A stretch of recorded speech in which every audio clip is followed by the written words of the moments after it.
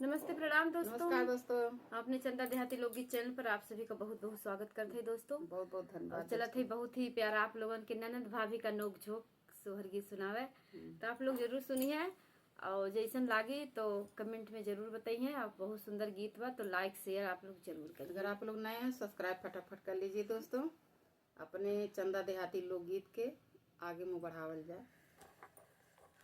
उठेला दरदिया हर दिया मंगाई दा, उठेला दरदिया हर दिया मंगाई दा, ननदी हो मोर मसाला बनाई दा,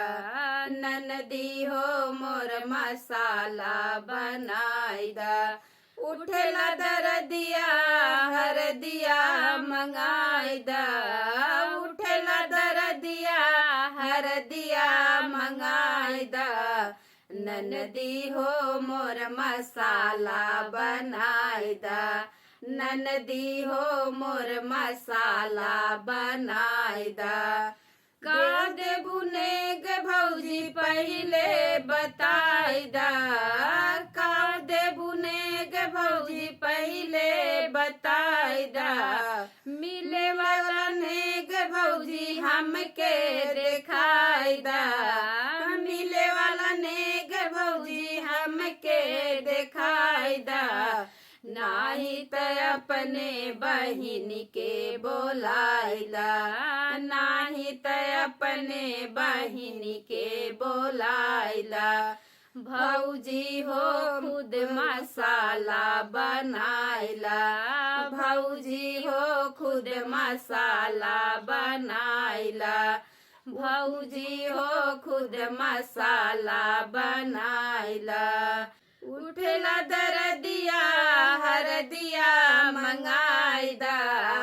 उठेला दरदिया हर दिया मंगाई दा, ननदी हो मोर मसाला बनाई दा, ननदी हो मोर मसाला बनाई दा, चिंता न करा ननदी मांगा मंगनवा, चिंता न करा ननदी मांगा मंगनवा, खुश कई देव हम कदई के बेलनवा, खुश कई देव तोह के दई के बेलनवा,